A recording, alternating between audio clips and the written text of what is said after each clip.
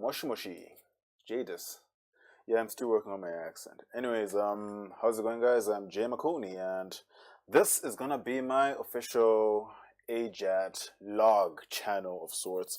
Sorry if the lighting is shit. I'm actually doing all this at night. This is my first time actually using the microphone and camera on my webcam, so yeah, everything's gonna be kind of trippy. So to give you guys some form of entertainment, you're actually gonna be watching me draw as I share my personal AJATT story. Cause I'm not really gonna stream any anime or anime clips. I'm just too lazy to edit all that shit into a video. Okay, so let's start the introductions. Who am I? Okay, my name is Jay McConey, and I'm actually from Zimbabwe. And it's kind of weird, okay, like an African trying to learn Japanese, but no, it's true that that's what's going on, and I'm actually not the only one. I actually have a few friends of mine, well, mainly one who's taking this seriously, but he's kind of on a break because in college. And here's my story, okay.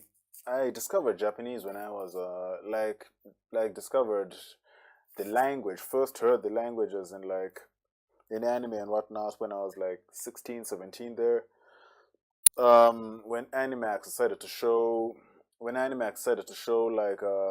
some episodes of what's that anime called, Black Lagoon, in the original Japanese language for hardcores. Back then, up until then, I'd only watched all my anime like the English dubs ever since I was like 6 years old till I was like 16. It was all just English dubs. Okay, I didn't even know that was an original Japanese dub. Then I heard it in Japanese with subtitles, and I'm like, holy shit, this is amazing. And I was actually wondering why it wasn't always like that. Okay, but then things like shit really became tense when I got introduced to like the more mainstream anime by my friends, cause the only source of anime I had was Animax, and as you guys may know, Animax, it had a pretty decent selection, some fairly memorable stuff, but overall it wasn't exactly the kind of stuff which you deem like super varied and stuff. So I come back to Zimbabwe, and my friends are telling me about Bleach and stuff, and I first watched Bleach in English. Then I watched in Japanese, and I'm like Japanese all the way. But I eventually dropped it because Tite Kubo, he kept pulling stuff out of his ass. But now my Japanese language journey didn't really start up until I'd say shortly after I came back to my hometown. I was 16, and I hadn't seen like my childhood friend in like what, 4 years. And as it turned out, he had some siblings in America, and they had sent him some Japanese learning resources. Okay, mainly an English Japanese paper dictionary, an actual print dictionary like this. Um, some CDs with some DVDs and other copies of Genki, copies of and also the entire Let's Learn Basic Japanese by Professor Tei Umino and Mary Outhouse, shot in the 80s. Shot in the 80s. That was actually pretty good. So back then, we're actually quite casual with it, cause like they just go through the vocabulary, listen to the vocabulary and stuff, and they hadn't really gone far. They're just mainly cramming words. They're just mainly cramming words as they heard them on the audio CDs, but they never really did anything to progress in the language as a language, and as a result, they're actually still in the beginner phase, despite technically having the discs for like years before I even showed up. So what prompted me to start was like one day I was sitting in my room. The internet had just been introduced to my country, as in general widespread internet forever and just been introduced, and I had a cell phone back. It was an old Nokia 6500, no touchscreen, super slow processor, and I was like googling stuff, and I was like, okay, how to speak Japanese or learn Japanese online. And I went to Akemi's Anime Guide, it's other website online that had these free basic Japanese lessons. And once I got there, the first thing the dude taught was katakana and hiragana. And I was like, wait a minute, this is how they write? Just these 100 symbols? So I sat down over one long weekend. I taught myself hiragana and katakana. Okay, like it took just one weekend, all 100 symbols. And after that, I was like able to read hiragana and katakana, but kanji now was a bit of a problem. It was a real bitch. So what to follow now will be like the second part of the journey is like getting my friend in on the action. But the thing is, getting him in now wasn't really that simple. Because I told him, I'm learning Japanese and stuff from this website, and he's like, now, I told him like I could read Japanese, but he wouldn't buy it.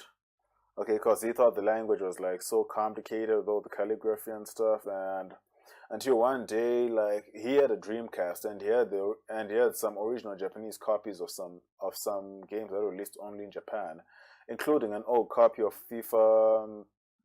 I don't know which year. I hate FIFA, but it was a FIFA game that was on the Dreamcast and some songs by several Japanese artists. So what happened is he was going through his PlayStation 3 menu. Then he came across Hikaru Utada's album, and I was able to read her name. I'd never heard of her album, but I read her name. He's like, "Wait a minute, how'd you know?" And I'm like, "Dude, it says it right there, Utada Hikaru." And it's like, "No, no, you're tripping, man." Then he opens up another artist, and I read the name too. These names are in hiragana, some names in katakana. Then he opens up the FIFA game, and I'm reading the katakana for him, and dude's like shocked. Okay, this motivated him enough to like learn the basic Japanese, like the basic calligraphy. So from then on, both of us actually had like the calligraphy, like like the basic Japanese script in. And then what happened after that now was we started getting deeper and deeper into the grammar, but the main thing that was lacking for both of us was generally a proper direction with the grammar. Because don't get me wrong here, man. Good as Genki is, it's it's kind of stilted, if you know what I mean. Okay, I never went too far in that book because I know the presentation just doesn't justify it with me. So what happened next is me discovering Take Him and finding out that Take Him back then, like this was before Take Him published his book, before he made the huge PDF with all the lessons. Oh, his entire site, you could download the entire site in one super ugly PDF that was like taken straight from the HTML. My friend and I, we just ate that shit up. Okay, we just downloaded the thing and started reading it, man. Okay, but the thing is, back then it was kind of hard getting the motivation and the direction and stuff. So I never really went farther than the basic grammar and Take Him, and this was back in 2009. Then I took a hiatus from Japanese for a bit when I went to college, and it was mostly on and off back then. Okay, I get back to learning it sometimes, and then I drop it. But while I was in college now, I discovered Anki. Yeah, I actually pronounce it Anki because I'll explain why in a bit. But I discovered Anki back when I was in college, and I got some basic kanji Anki decks. Back then, I was all up on the JOPT bus, and let's just say I was going crazy with it. Okay, like I was full on get ready for the JOPT. For me back then, the JOPT was like the measuring stick of kanji progress, or of Japanese progress in general. So I was actually using that to measure how far I'd gone. But then, so I actually got myself a JOPT N5 kanji, pre-made kanji deck that I was going through. It wasn't proper kanji. It was mostly vocabulary, and during that time, I learned about using radicals to learn kanji, but I just let the whole thing fly over my head. Okay, I read about it. I think it was on Wanikani. I read about it and I never implemented it. Okay, this was back in college, back in 2012, and I just let the whole radicals thing slide, and I never went back to it again. Then something odd happened. During that time, I actually looked up this thing about how to write kanji, and I actually somehow managed to create the neural imprint for like the proper stroke order for kanji, to the point where if I see a new kanji, I can pretty much write it instantly. Okay, as then I can guess the stroke order right 99.9% of the times when I see a new kanji, because that tutorial I took, and the fact that I was drawing out every single kanji I saw, even though I wasn't doing HASIC back then. It just kind of at least prepared me for things to come, per se. So fast forward 2014, graduated, no serious Japanese studied. I had the Take Him app in my phone, but I never did anything with it. And then something happened to bring me back into Japanese last year. and this was getting back into anime. Okay, I'd taken a hiatus from anime. I had run out of anime to watch, or I just had no motivation to watch it. And then a friend of mine came with his hard disk, and I just took like a huge boatload of anime off it. And one of the anime I took was Sekirei, a show I started in like 2009, but never really finished. So I take Sekirei back and I'm watching it, right? And this time I'm really trying, and this time I'm not really paying too much attention to the spoken dialogue, but a part of me still wanted to learn Japanese. So I was still keeping my ears open for my ears open for new words and stuff, right? And then it happened. Okay, episode 10. Yume says to Karasuba-san, "Anata to tatakao teki wa watashi to arimasen." And I knew all the words in the sentence. Okay, something just clicked. Okay, and I wait up, come in. Yep. I don't have them, unable. Yeah. Okay, so sorry, that was my brother. So as I was saying, right? So I was saying, that part just jumped at me, and I'm like, wait a minute, I understood this.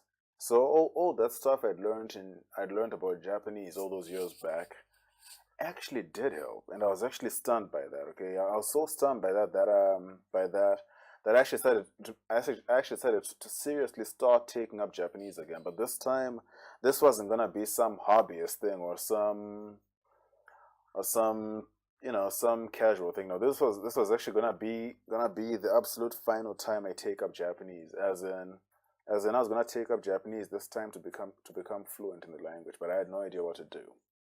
I had no idea where to go. I had no idea what to do, and truth be told, I really had no direction. So the first thing I did was to look back at the past resources that interested me, and the first resource was Let's Learn Basic Japanese by Tei Umino and Mary Autos. The whole thing is free on YouTube. My friend actually had the whole thing on disc, okay, all 50 episodes. So I actually went to him when he flew in from is it Namibia? From Namibia, and I brought the disc, copied all the episodes on my computer, and started watching it. So the thing about that show is all the Japanese, or how the show is structured is they actually have a 10-minute skit starring the main character Yan. It actually has a coherent storyline and everything. And then after the skit about Yan, then you're gonna have the grammar lessons and stuff. So essentially, Let's Learn Basic Japanese essentially forces you to start subtitle free immersion from an early stage. And also one more thing, there are no subtitles, just to be clear. Okay, they explain the grammar, and then afterwards they start showing you the clips without any. They start showing you like the example sentences and stuff without any subtitles, just to make sure your hearing gets used to it. Another thing they do is everything's presented at natural speaking speed. So these guys essentially toss you into learning Japanese with no training rules whatsoever, and that was a big help in getting me used to immersion. Okay, and after that, now I didn't know what the hell I was doing back then. I was just listening, and then something else popped up. Okay, I just finished listening to Tei Umino and listening to that course, and then next thing you know, I discovered this site called Kanji Damage. Okay, so kanji damage, the whole thing was new to me because, truth be told, regarding kanji, I was kind of lazy. I didn't know what to do, where to start. Then I find kanji damage, ironically linked to it by Wanikani, and then the kanji damage dude just explained how kanji works, like how how the onion is generally on the right side, and that kind of shit, how kanji is divided, how it's made. Then it turned out the dude actually had a whole course, Heisig style, with all the kanji listed in order, and I was like, hey, let me start this. So I spent 4 months doing all 1,725 kanji and kanji damage. And one thing I did during that session was that while I was learning this, right? Okay, and there's something you can do too if you're also learning Japanese. Okay, like to help me retain the kanji I had. I actually had an Anki deck for the kanji damage kanji, but another thing I did now is I went on my Instagram Instagram at Mickey Draws, and I followed shit tons of Japanese Instagrammers. Okay, I don't know what's up with Japanese Instagrammers, but these guys love putting loads of text in their Instagram stories and on their posts. Okay, I mean like you aren't reading like anytime I want reading practice, I just turn on the Instagram app, and this pretty much became my default study. Okay, the default for my study. Okay, just give me a second. I'm actually looking up the reference image for this guy. Okay, good. So I was just getting out the reference image for this character. So as I was saying, right, anytime I wanted reading practice, I actually all I had to do was just fire up the Instagram app, and next thing you know, I had like loads of Japanese text on my screen that I could read. And the interesting thing is, this wasn't textbook Japanese. Okay, this is important now. You want to avoid textbook Japanese as much as possible. Okay, so this was like real world written Japanese by the Japanese people. Okay, it wasn't newspaper Japanese, wasn't novel Japanese. No, this is pretty much the actual Japanese the people write, as in casual form or whatnot, but the actual Japanese used by the Japanese people. And the weird thing is, and you're gonna start seeing this once you start diving into like Japanese social media. It's very different from what you see in textbooks. Okay, you're gonna see like English, like people being too lazy to use katakana, and then posting stuff like airabu Tokyo, using hiragana when you'd expect the irab to be in katakana, and it kind of helps train your mind in that. Another thing is helping embed some of the words into your mind, because the honest truth is, and there's something Mad versus Japan pointed out, Anki is just there to create an artificial immersion bubble until you can actually create your own momentum without it. But doing this now actually helps speed the process up, because it gets you used to reading real Japanese without tiring you out, because like all the text is generally in small chunks. Okay, and because it's in small chunks now, you won't have the frightening wall of text effect hit you, like you see a giant wall of Japanese text, and you instantly feel intimidated and you don't want to read it. Okay, it's usually just in bite-sized chunks, maybe 4 or 5 lines of Japanese with some kanji you already know, and maybe some new words and grammar. Okay, so after doing kanji damage now, the big mistake I made was I had the kanji damage pre-made deck, and I actually I set it to lazy kanji. It actually kind of helped, because I actually remember much of the kanji, and this actually helped install the general system of kanji in my head. But now the main problem with this is, due to lazy is like I didn't know I have my reps capped. Okay, so I finished 1,700 kanji, and then I find out I have 1,400 reps, kanji reps. Okay, because I wasn't repping all my kanji this whole time, and and now I was just sitting there. I was like, shit, guy. I spent all this time looking for the day I finished doing kanji damage, and I realized, like, hey, I have all these reps. I'm actually slowly going through them right now. But then something changed one day when I discovered AJATT. This whole time I did not know what AJATT was. Okay, I just discovered this. I just came across this interview by Matt called JOPTN One and Not Fluent: Confessions of a Traditional Japanese Language Learner. The link, I'll put the link in the description below. And what happened during that, what happened during that in that video is that it explained to me how it's actually quite easy to to get your N1 without actually being able to without actually being able to communicate in Japanese. In fact, the JOPT is a very artificial and very fucked up way of measuring your Japanese language competence skills. As much as I didn't want to accept this, hearing that kind of opened my ears a bit. But then I heard these guys talking about AJATT, and like, what the fuck is this AJATT shit they're talking about? Okay, it took a while for me to get the memo and realize that no, AJATT is actually the actual system of immersion and language acquisition. Though the name did piss me off initially, because AJATT, it sounds very awkward at first. I mean, just say to yourself, AJATT, okay? And then I discovered AJATT, and at first I'm a bit skeptical. I mean, don't get me wrong here. I'm a bit skeptical about it. I was wondering how the hell could this possibly work. But then the more examples I see, the more interviews with AJATTers I come across, the more so I came to believe. Until one day I came across a video called the AJATT timeline, which detailed everything I had to do, right? And I was like, okay, I have the AJATT timeline right here, but then the first step was remembering the kanji, but then I didn't understand exactly how that was different from what I did with kanji damage. And then I finally realized, like, I actually had to do remembering the kanji to learn all 3,000 kanji and not the small subset of 1,750 chosen by shouts. Kanji damage was a good form of training wheels, but in honest truth, it wasn't exactly the best. It wasn't exactly the most effective way to learn all the kanji. So I decided just to make this video to create this whole channel as a sort of log, okay, as a sort of log to log my AJATT progress. So starting from today, I'm gonna be doing some hardcore AJATting, and I'll be sharing my progress here on this channel, okay.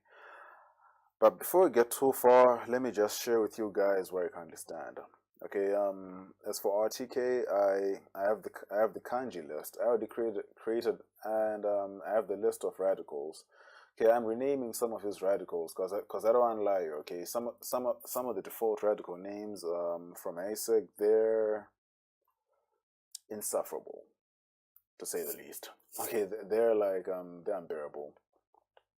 So what I'm doing is I actually got a list of all the kanji radicals that are used in RTK, and I'm just going through them and replacing some of them with the kanji damage versions because I actually prefer those. They actually make much more sense to me, and also because some of them just won't stick in my head if I try using them. Okay, and I'm actually opening up the GIMP to show you the radicals list I'm making, and if any of you guys want the radicals list, I could make it downloadable. I could share it somewhere and then make it downloadable. Okay, is the GIMP open? Ah, shit, it's still loading up. Okay, by the way, regarding my painting software, I generally paint in Krita, but I keep GIMP around because the first software actually did digital painting in. Okay, so yeah, that's like the start of the story in general. Okay, and now as it currently stands, I'm going through Tay Kim's grammar guide again, but this time I'm creating sentence cards for everything. And with regards to immersion, I'm watching anime. I'm sticking to slice of life anime because okay, good, GIMP's open, because slice of life anime typically has like daily use Japanese, as in daily use average daily use Japanese, and this is something I can actually work with. Because I don't want to end up immersing with loads of shonen anime only to end up sounding like a Dragon Ball character when I'm trying to order the milk in the shop or something. Okay, shit, this talking stuff strains the throat. Okay, let me just take a swig of water. Give me a second.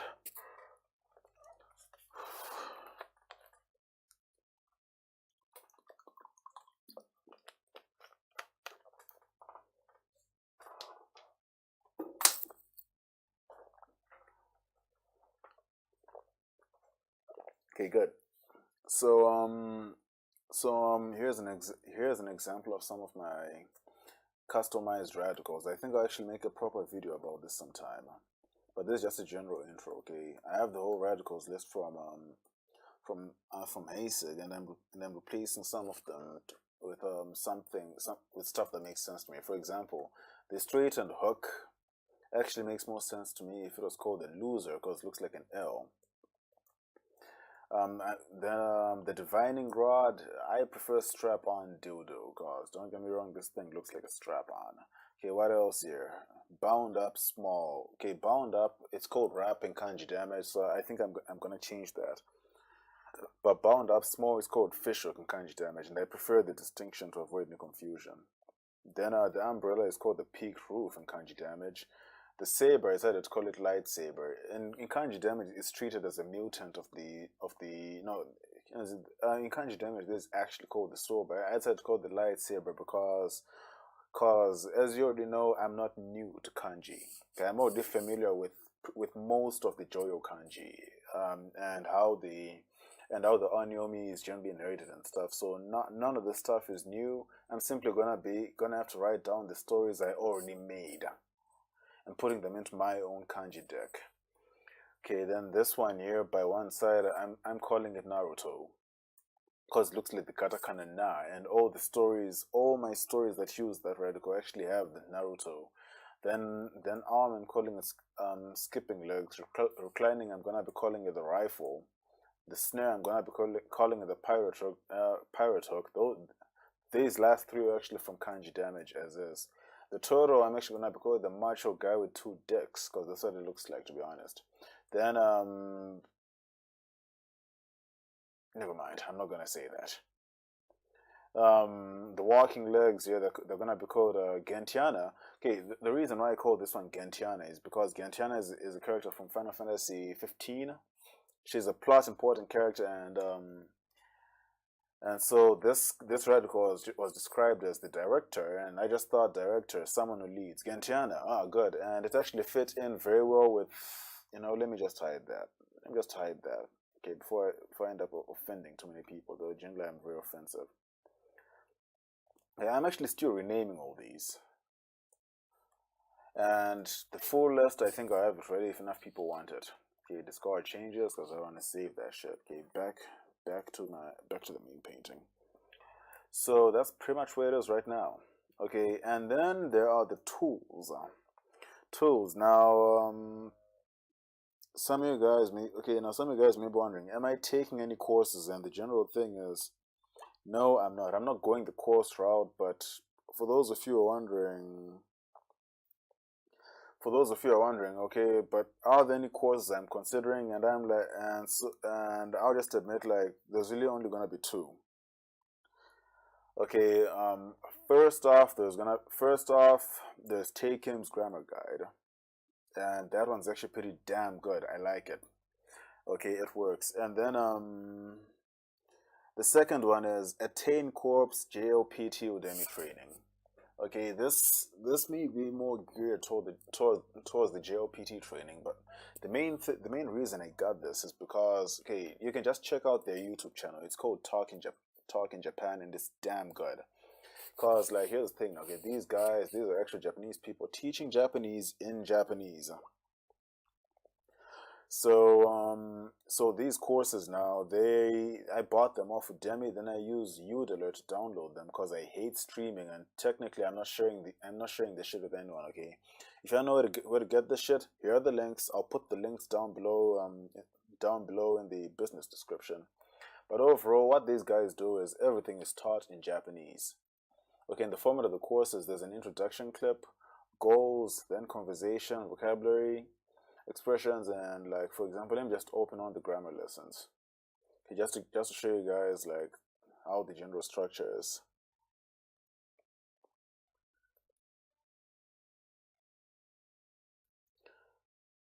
So it's kind of like in a classroom, but now here's the thing now. Okay, this course actually forces.